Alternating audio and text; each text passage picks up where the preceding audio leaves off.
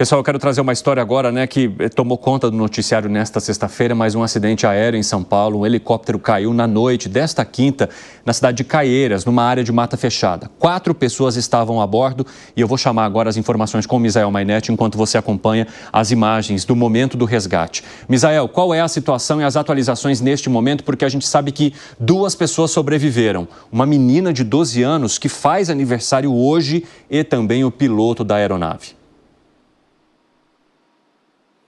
Sim, Evandro, nós falamos ao vivo aqui no Comando de Aviação da Polícia Militar em São Paulo. Muito boa tarde para você, para todo mundo no estúdio, para quem acompanha o 3 em 1. A menina, foi transportada para um hospital, agora segue em observação. Os pais, infelizmente, morreram nessa ocorrência. O piloto também está no hospital. A menina Betina Feldman, de 12 anos, e o piloto Edenilson de Oliveira Costa, os 2 que sobreviveram. Infelizmente, os pais da criança, André e Juliana Feldman, morreram nessa ocorrência que aconteceu na noite desta quinta-feira. Sobre isso, sem perder tempo, a gente vai falar ao vivo aqui com a tenente Aline Ferreira e com a capitão Natália Giovannini, no Comando de Aviação da Polícia Militar em São Paulo. Vou começar com a capitão Natália Giovannini. Obrigado por falar com a gente. Essa ocorrência tomou bastante tempo, bastante trabalho e empenho de vocês. Gostaria que descrevesse, como começou a ocorrência e o que foi feito. Boa tarde. Boa tarde, Misael. Boa tarde, pessoal da Evandro, pessoal da Jovem Pan. Na noite de ontem, ficamos sabendo que um helicóptero havia decolado, porém não havia pousado quando chamou nossa atenção e ficamos em alerta, Foi confirmado, então, realmente que não houve o pouso. E o Comando de Aviação determinou que todas as nossas equipes ficassem de prontidão para entender o que aconteceu e tentar encontrar a aeronave, encontrar pessoas com vida, Durante a noite não foi possível fazer buscas e salvamentos porque essas aeronaves nós precisamos enxergar o que acontece. A gente fala que a gente tem um voo visual. E o campo de Marte estava fechado também, a meteorologia estava ruim. Então, o Comando de Aviação determinou que nos primeiros minutos da manhã, a equipe que estava de noturno, a Tenente Aline depois vai falar com vocês, decolassem no primeiro momento para começar as buscas. De forma certeira e bem planejada, nossa equipe refez o caminho que a aeronave iria fazer. E em determinado momento, seguindo a rota especial de helicópteros que a gente utiliza para navegar no espaço aéreo, a nossa equipe conseguiu identificar a aeronave. De pronto, sobrevoaram o local e, felizmente, encontraram uma pessoa andando na mata e optaram, decidiram por pousar a aeronave no local mais próximo e fazer o socorro dessa primeira pessoa. Essa primeira pessoa que foi identificada foi o piloto da aeronave. E aí conseguimos maiores informações que havia a criança também. O piloto identificou a criança e falou mais ou menos para os tripulantes onde essa criança estava. A Tenente Aline foi no local da ocorrência, ela desceu, ela vai poder dar maiores informações a respeito do local, como a mata era fechada. Mas a princípio essa foi a ocorrência. É importante ressaltar que a nossa aeronave, o Águia 1 da Polícia Militar, do Comando de Aviação, conseguiu identificar a aeronave e fazer o socorro das 2 primeiras vítimas. Nós conseguimos enviar outra aeronave para lá, o Águia 14, é uma aeronave equipada com equipamento de resgate para fazer esse socorro. Socorremos primeiro a criança porque após a análise do médico que voa com a gente, entendeu que a criança estava mais grave que o piloto e por isso socorremos primeiro a criança e posterior socorremos o piloto também com uma das nossas aeronaves. Parabéns pela ocorrência, capitão. Vou seguir aqui, a gente tem inclusive imagens ao vivo das 2 aeronaves, dos 2 helicópteros que foram usados nesta ocorrência. Também tive a informação agora que a criança, essa jovem de 12 anos, vai ser transferida possivelmente do Hospital das Clínicas em São Paulo para um hospital particular. Não se sabe se em São Paulo ou na cidade de Americana, que fica no interior paulista, aliás, cidade, região para onde essa aeronave estava indo. A gente fala agora também ao vivo com a Tenente Aline Ferreira, que participou em loco dessa ocorrência e que estava como copiloto. Como que foi essa situação? Conta pra gente. Boa tarde. Boa tarde, Misael. Boa tarde a todos os ouvintes da Jovem Pan. Ontem nós estávamos de serviço noturno, quando por volta das 10 horas nós recebemos a informação de que havia uma aeronave desaparecida. Então nós começamos a coletar as informações e dentre essas informações veio uma localização, possivelmente de um dos celulares dos passageiros da aeronave. Essa localização, ela dava no morro do Tico-Tico, região ali de Caieiras. Porém, não era possível nós fazermos o voo noturno devido às condições climáticas e o aeródromo estar fechado. Então, nós fomos coordenando essas informações juntamente com o Corpo de Bombeiros e com o Salvaero.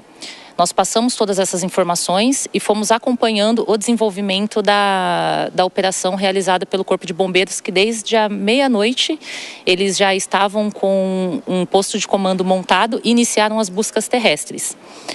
Assim que nós tivemos condições meteorológicas de iniciar as buscas, pela manhã, por volta das 5h30 da manhã, nós já começamos a preparar a nossa aeronave e os nossos equipamentos. E nós decolamos por volta das 5h50 para iniciar as buscas.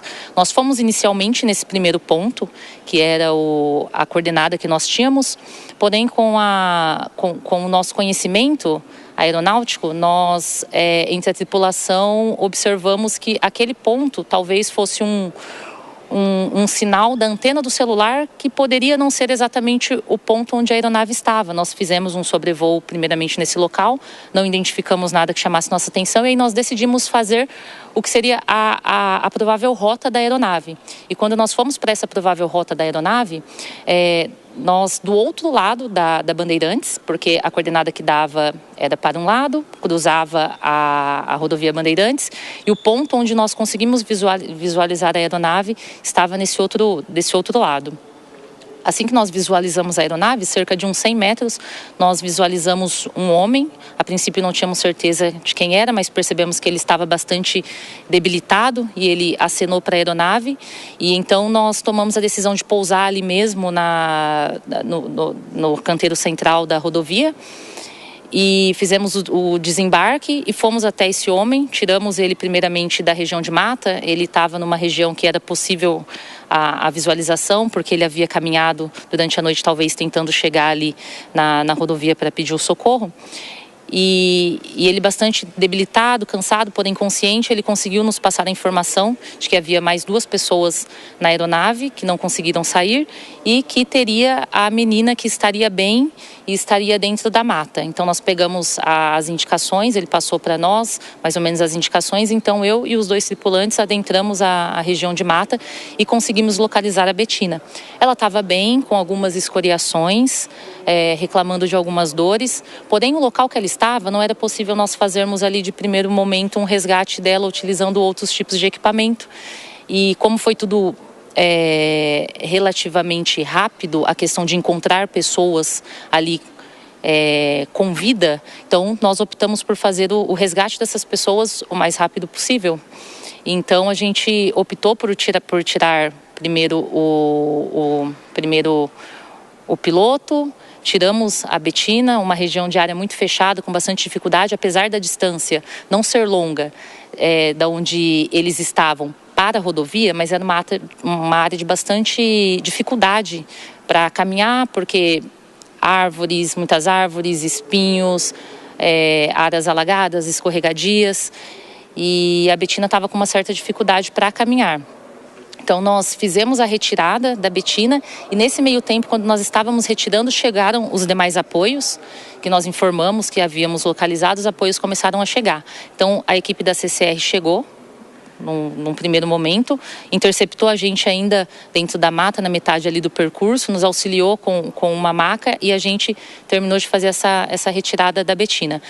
Informamos para eles que não havíamos conseguido chegar até a aeronave e para que eles mandassem equipes para chegar até a aeronave para fazer a averiguação de como estariam os demais passageiros da aeronave. E aí, a partir daí, a ocorrência em si, na parte do resgate das pessoas que ficaram na aeronave, ficou, num primeiro momento, por conta das equipes da CCR. 2 perguntas. Chovia no momento desse salvamento, né, de todo esse trabalho, e a Betina, quando vocês a retiraram, quando vocês a salvaram, ela estava dentro da aeronave também? Não, a Betina não estava dentro da aeronave, não chovia, o tempo estava estável. Durante a noite, o piloto, juntamente com a Betina, que estava conseguindo se locomover, eles andaram e se afastaram da aeronave. Só que eles não andaram saindo para a rodovia. Dificuldade de locomoção, dificuldade de visibilidade, eles acabaram se afastando, mas fazendo um caminho lateral, né? e eles se afastaram da aeronave. Num determinado momento, a Betina não conseguiu mais caminhar, então quando amanheceu o dia, o Edenilson, que é o piloto, ele deixou ela abrigada em um local. E então ele tentou se deslocar e chegar até a rodovia. Porém, ele já estava bastante cansado, bastante debilitado e tinha um morro para subir. E ele não conseguiu subir esse morro. E foi onde nós visualizamos ele e aí conseguimos retirar ele de lá. Primeiro, parabéns, tá, pela ocorrência, parabéns pelo salvamento, né? Parabéns a toda a equipe.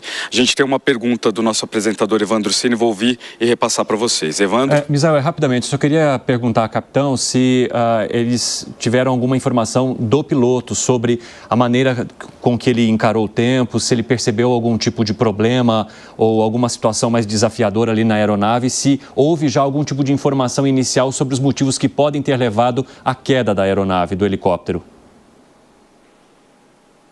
Perfeito. Tem alguma informação inicial sobre o que poderia ter levado à queda dessa aeronave ou o próprio piloto disse algo em relação às condições climáticas, alguma informação nesse sentido já? As informações que nós tivemos, né, o piloto estava bem desorientado, atordoado e a nossa preocupação era tirá-lo com vida e consciente. A gente opta por não levar uma carga maior de informação, sendo que um acidente aeronáutico já é bem catastrófico, né?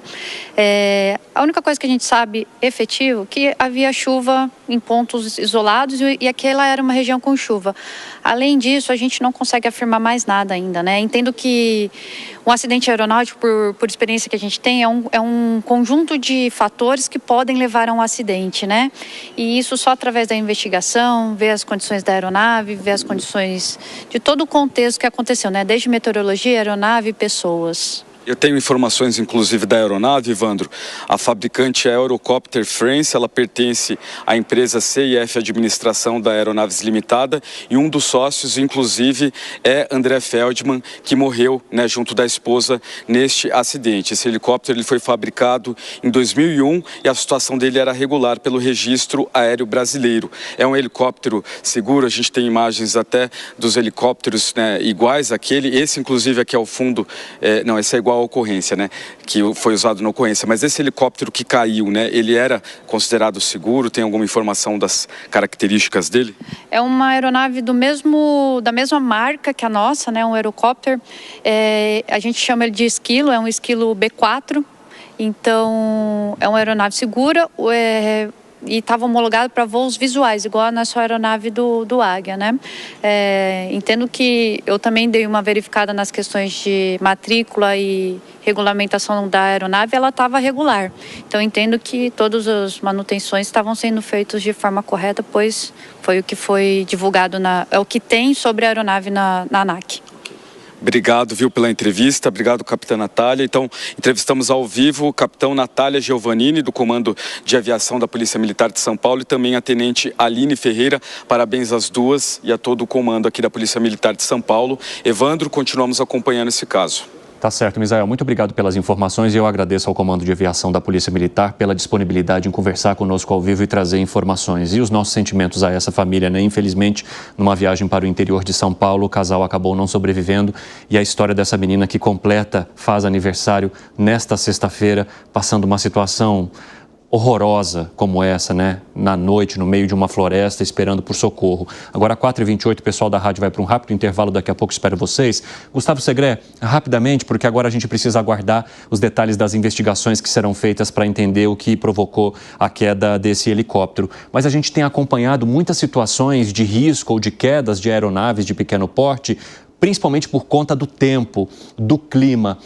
E aí me vem um questionamento, né? Uma curiosidade até. Você acha que seria o caso de se analisar novos protocolos relacionados à maneira como se conduz aeronaves ou aeronaves que demandam protocolos mais robustos em dias em que o tempo não está da maneira que se deveria, principalmente em casos de voos visuais? A potestade sempre do comandante. Tem uma questão de sobrevivência. Ninguém vai arriscar a sua vida e muito menos os passageiros por essa questão. Esse tipo de helicóptero e nessa hora, e sobretudo com essa pouca visibilidade, não é visual, é por instrumentos, é IFR. E muito provavelmente, em função da meteorologia, pode acontecer um fator que chama desorientação. Sim. Do piloto. Quer dizer, ele perde a completa noção de onde ele está e para onde seguir. E aí dá uma coisa muito curiosa quando você pilota. Você vê o instrumento, você não enxerga ao redor. E você acredita que o teu cérebro tem informações melhores que a do instrumento. Sim. É uma questão difícil de explicar, mas isso permite, inclusive, que muitas vezes o avião está virado e você não percebe isso. No caso do helicóptero, eu não tenho nenhuma experiência, mas chama muito a atenção que os dois, o piloto e a menina, saíram caminhando, mesmo com alguma dificuldade, e o casal faleceu. Devemos lembrar também que no helicóptero o comandante está do lado direito, a diferença do avião que é do lado esquerdo. Bom, a gente vai trazer mais e continuar acompanhando a situação ou atualizações sobre essa notícia, né, que infelizmente abalou muito essa família e a todos que nós que acompanhamos essa história hoje.